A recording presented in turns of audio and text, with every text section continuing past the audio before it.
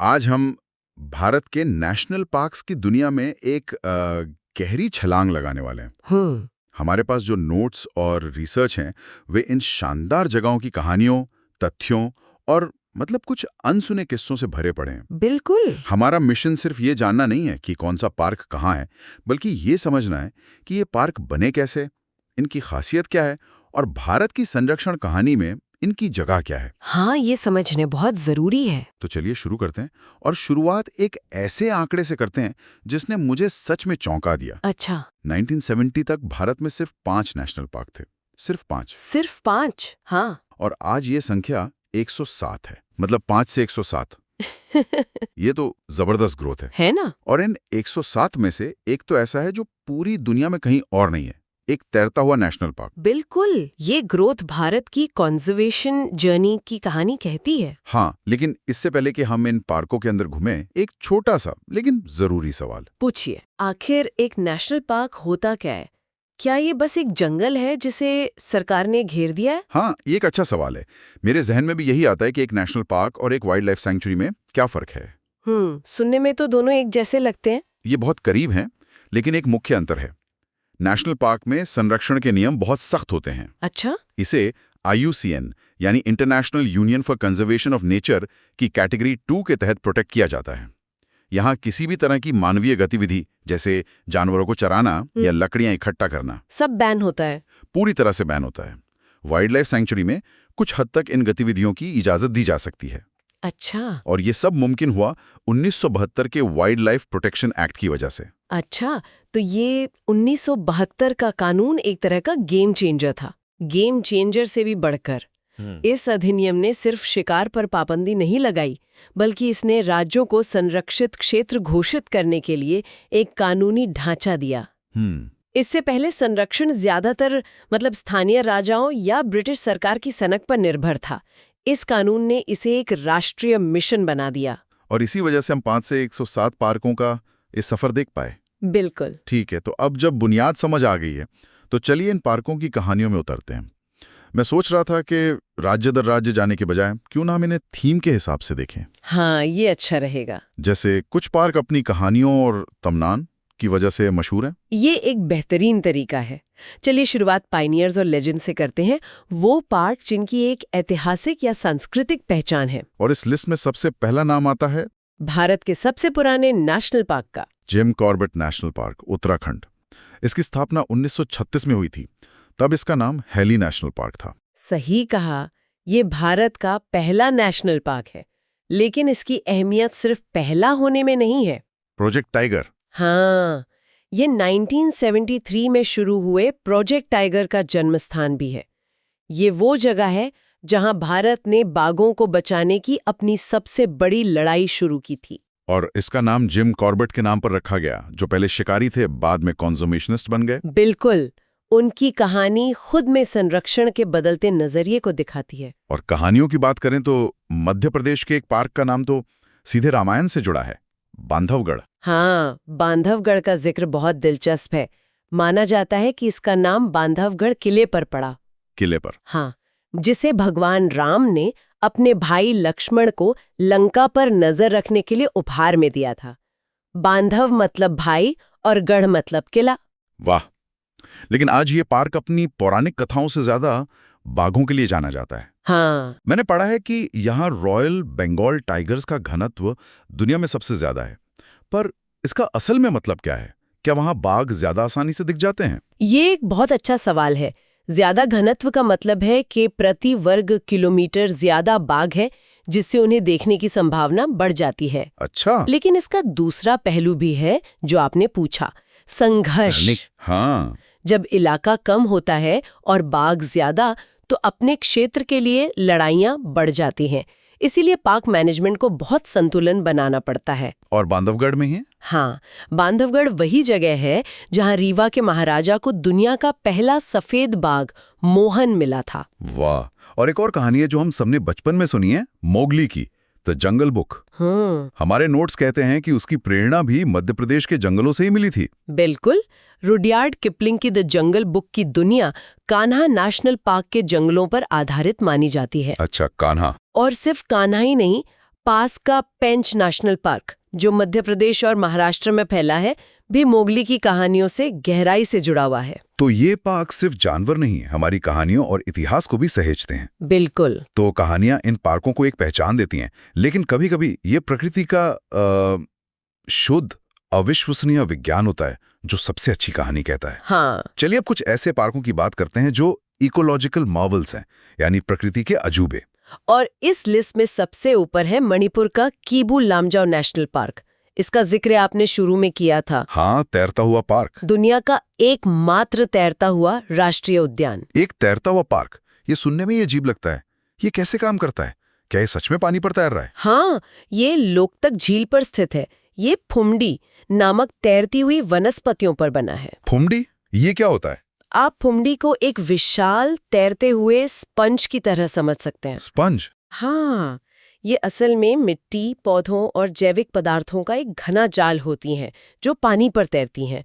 कुछ फुमडियां तो इतनी बड़ी और मोटी होती हैं कि उन पर हिरणों का पूरा झुंड, जैसे कि वो संगाई हिरण। बिल्कुल, लुप्तप्राय संगाई हिरण रह सकता है, जिनका ये एकमात्र घर है। ये एक बेहद नाजुक और अनोखा इकोसिस्टम है। ये तो वाकई नेक्स्ट लेवल है। अब एक और पार्क की बात करते हैं जहां एक और अजूबा देखने को मिलता है। अरुणाचल प्रदेश का नामदफा नेशनल पार्क। हाँ, यहाँ बिग कैट की 4 प्रजातियां एक साथ रहती हैं। बाघ, तेंदुआ, क्लाउडेड लेपर्ड और स्नो लेपर्ड। ये कैसे मुमकिन है? क्या ये आपस में लड़ते नहीं? इसका राज नामदफा की ज्योग्राफी में छिपा है।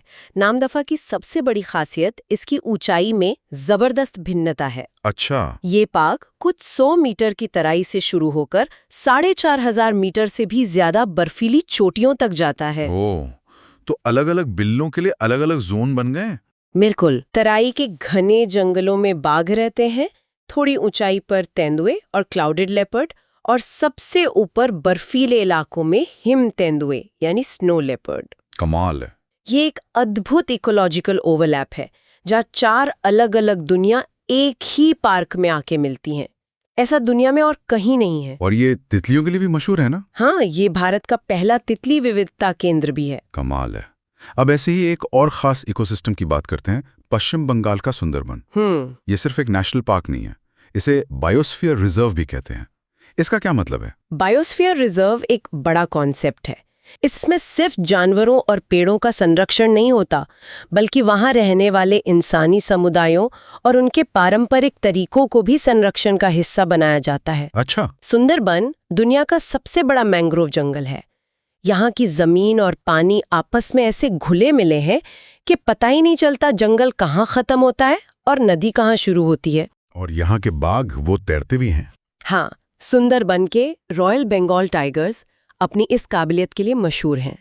वे शिकार करने और एक द्वीप से दूसरे द्वीप जाने के लिए चौड़ी-चौड़ी नदियों को तैरकर पार करते हैं। ये तो इंसानों और बाघों के बीच संघर्ष वाले इलाकों में से भी एक है। हाँ, और ये संरक्षण की एक बहुत बड़ी चुनौती है। और जब हम किसी एक प्रजाति के संरक्षण की बात करते हैं तो गुजरात के गिर का जिक्र तो करना ही होगा। निश्चित रूप से। गिर राष्ट्रीय उद्यान एशियाई शेरों का दुनिया में एकमात्र प्राकृतिक घर है। एकमात्र? हाँ, एक समय था जब ये शेर पूरे मध्य पूर्व से लेकर भारत तक फैले हुए थे, लेकिन शिकार के कारण वे सिर्फ गिर के जंगलों में सिमट कर रह गए। लेकिन अब तो उनकी आबादी बढ़ रही है। हाँ, आज उनकी आबादी बढ़कर 600 से ज्यादा हो गई है, जो एक बहुत बड़ी संरक्षण की सफलता है। ये तो अच्छी खबर है। हाँ, लेकिन ये एक चिंता का विषय भी है, क्योंकि एक ही जगह पर पूरी आबादी होने से किसी बीमारी या प्राकृतिक आपदा से उनके खत्म होने का खतरा बना रहता है। ये तो वाकई एक दोधारी तलवार है। तो हमने देखे वो पार्क जो कहानियों से बने हैं और वो जो प्रकृति के अजूबे हैं। अब बात करते हैं उन पार्कों की जो कंजर्वेशन पावर हाउस हैं, यानी संरक्षण की जीती जागती मिसालें। हाँ, और इस लिस्ट में असम के काजीरंगा का नाम सबसे ऊपर आता है।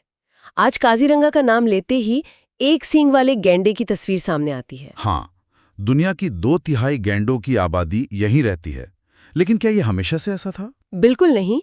20वीं सदी की शुरुआत में यहाँ सिर्फ 1 दर्जन गैंडे बचे थे। सिर्फ 1 दर्जन? हाँ, शिकार की वजह से वे लगभग खत्म हो चुके थे।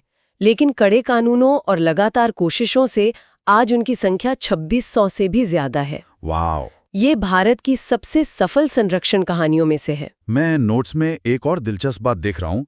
काजीरंगा सैटेलाइट फोन इस्तेमाल करने वाला पहला पार्क था। हाँ, ये तो बहुत आगे की सोच है। ऐसा क्यों किया गया? या अवैध शिकारियों से लड़ने के लिए किया गया था। काजीरंगा का इलाका बहुत बड़ा और मुश्किल है। सही। और शिकारी अक्सर आधुनिक हथियारों से लैस होते हैं। उनसे मुकाबला करने के लिए फॉरेस्ट गार्ड्स को बेहतर कम्युनिकेशन की जरूरत थी और सैटेलाइट फोन ने इसमें बहुत मदद की। तो ये दिखाता है कि संरक्षण सिर्फ जुनून से नहीं, टेक्नोलॉजी और स्ट्रेटजी से भी होता है। बिल्कुल। और दक्षिण भारत की बात करें तो वहाँ साइलेंट वैली नेशनल पार्क की कहानी भी कुछ ऐसी ही है। हाँ, केरला की साइलेंट वैली की कहानी बहुत प्रेरणादायक है। 1970 के दशक में यहाँ एक बड़े हाइड्रो इलेक्ट्रिक डैम का प्रस्ताव था। डैम? हाँ, जिससे ये पूरा प्राचीन वर्षावन डूब जाता। लेकिन देश भर के वैज्ञानिकों, कार्यकर्ताओं और आम लोगों ने सेव साइलेंट वैली नाम का एक बड़ा आंदोलन चलाया। और वे सफल हुए? हाँ, सरकार को आखिरकार उनकी बात माननी पड़ी और 1984 में इसे नेशनल पार्क घोषित कर दिया गया। ये इस बात का सबूत है कि जब लोग अपनी प्राकृतिक विरासत को बचाने के लिए एक साथ खड़े होते हैं तो वे जीत सकते हैं। बिल्कुल। आज ये शेर पूंछ वाले मकाक की सबसे बड़ी आबादी का घर है, जो दुनिया में और कहीं नहीं पाए जाते। हमने इतने सारे पार्कों की बात की, लेकिन एक सवाल मन में आता है, जब हम यूनेस्को वर्ल्ड हेरिटेज साइट की बात करते हैं तो कौन-कौन से पार्क इस लिस्ट में आते हैं? जाहिर है काजीरंगा और सुंदरबन तो हैं ही। क्या राजस्थान का केवलादेव भी इसमें शामिल है? बिल्कुल सही पहचाना।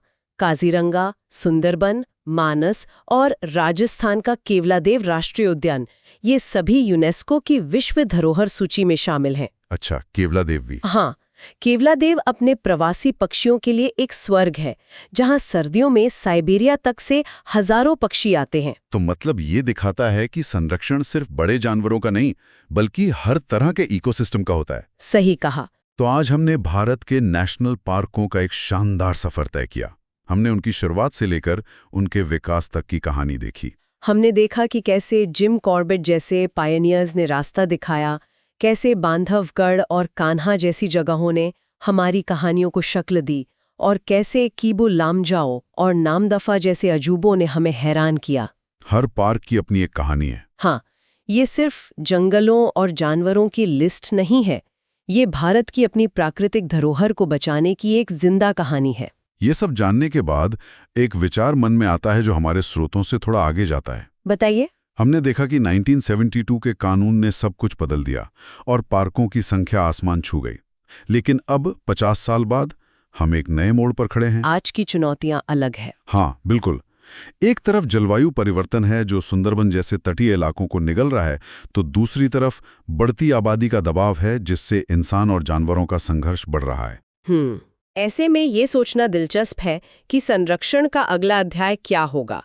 क्या कूनों में चीतों को फिर से बसाने जैसे प्रोजेक्ट भविष्य का रास्ता है, या हमें संरक्षण के और भी नए मॉडल खोजने होंगे? इन सवालों का जवाब ही तय करेगा कि अगले 50 सालों में इन पार्कों का भविष्य कैसा होगा।